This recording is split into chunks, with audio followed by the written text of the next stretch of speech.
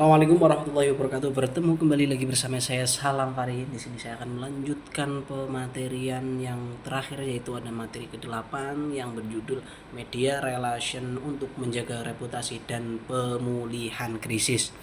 Seperti yang dijelaskan pada materi-materi sebelumnya bahwa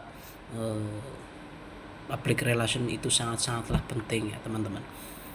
Jadi langsung saja ada beberapa hal yang saya akan bacakan di judul pada kali ini, Media Relation untuk Menjaga Reputasi dan Pemulihan Krisis. Yang pertama ada proaktif public relation. Sikap proaktif pada hakikatnya adalah sebuah sikap yang dilakukan dengan cara mengantisipasi atau merencanakan sesuatu sebelum terjadi. Dalam kehidupan sehari-hari, sikap proaktif memiliki peran yang signifikan dalam meningkatkan kualitas hidup seseorang. Sedangkan public relation itu sudah terlalu banyak bila merujuk pada definisinya.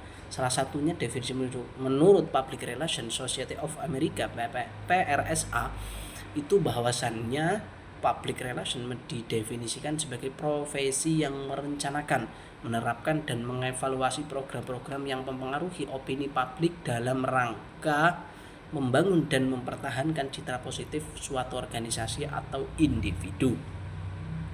Nah, definisi ini itu menekankan pentingnya perencanaan strategis, implementasi efektif dan evaluasi hasil dalam upaya mempengaruhi opini publik dan membangun reputasi positif. Nah, perkembangan public relation itu telah mengalami transformasi yang sangat signifikan. Seiring dengan perkembangan teknologi dan perubahan perilaku konsumen. Beberapa tren perkembangan dalam bidang public relation itu meliputi ada pengaruh media sosial, personalisasi komunikasi, keterlibatan masyarakat, krisis komunikasi, kolaborasi dan kemitraan. Nah, perkembangan tersebut itu menunjukkan pentingnya adaptasi dan inovasi dalam bidang public relation guna menjawab tantangan dan peluang yang muncul dalam era digital dan globalisasi. Proactive relation itu merupakan pendekatan strategis yang vital dalam dunia bisnis kontemporer. Dengan mengedepankan proses komunikasi antisipatif, perusahaan dapat meminimalisir risiko krisis, membangun reputasi yang kuat, meningkatkan kepercayaan publik, serta menciptakan hubungan yang berkelanjutan. Nah, salah satu strategi efektif dalam proaktif public relation adalah melakukan pendekatan secara aktif dengan publik sasaran. Dengan berkomunikasi secara terbuka dan jujur, perusahaan dapat membangun hubungan yang positif sehingga dapat merespon secara cepat terhadap perubahan lingkungan yang dinamis. Dengan demikian, perusahaan dapat mengantisipasi masalah sebelum menjadi krisis yang sangat merugikan. Maka dapat diuraikan berdasarkan kepentingan proaktif public relation sebagai berikut. Itu yang pertama ada pencegahan krisis, mencegah krisis, membangun reputasi yang kuat, meningkatkan kepercayaan, menciptakan hubungan yang berkelanjutan, menyediakan informasi yang akurat. Dengan menjadi proaktif dalam komunikasi, perusahaan dapat memberikan informasi yang akurat pada publik sebelum muncul spekulasi atau informasi yang tidak benar. Selanjutnya ada strategi komunikasi responsif.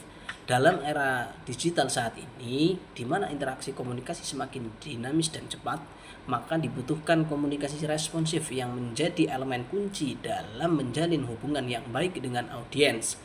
Hal tersebut akan semakin relevan dengan strategi yang jitu guna memastikan pesan-pesan yang disampaikan dapat diterima dengan baik oleh audiens.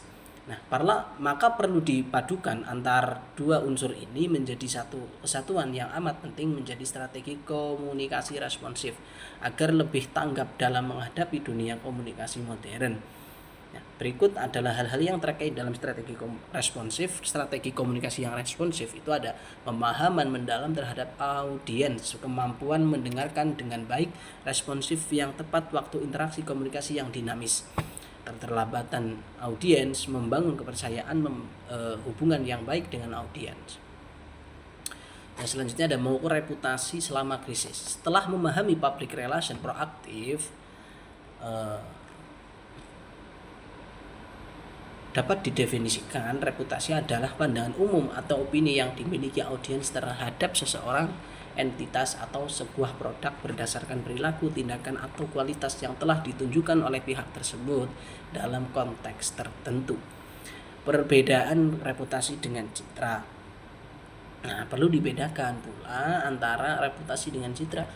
Nah, reputasi berkaitan dengan pandangan umum atau opini yang dimiliki orang terhadap suatu entitas berdasarkan perilaku atau kualitas yang ditunjukkan.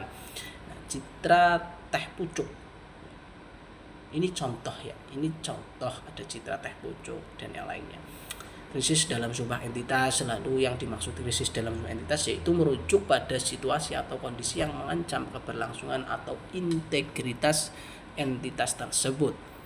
Nah, yang tiga, mengukur reputasi selama krisis. Selama krisis, reputasi entitas dapat diukur melalui beberapa metode antara lain survei opini publik, analisis media sosial, evaluasi isu dan responsif, evaluasi stakeholder, ada pengukuran kinerja keuangan.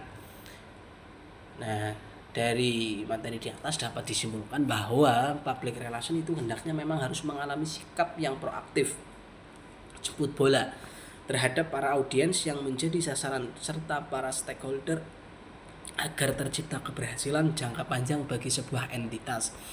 Nah, perlu dilakukan strategi jitu agar tepat sasaran. Oleh karena itu dilakukan strategi komunikasi responsif guna memperkuat hubungan dengan audiens, meningkatkan kepercayaan dan merangsang keterlibatan dalam interaksi komunikasi. Pada akhirnya, dua unsur yang saling berkaitan antara PR proaktif dengan strategi komunikasi responsif ini akan berperan penting dikala sebuah entitas memasuki masa krisis. Nah, kedua unsur tersebut akan berperan penting dalam menjaga reputasi entitas terkait survei opini publik, analisis media sosial, evaluasi terhadap audiens dan stakeholder, serta pengukuran kinerja keuangan menjadi indikator dalam mengukur reputasi selama krisis. Sekian dari saya. Assalamualaikum warahmatullahi wabarakatuh.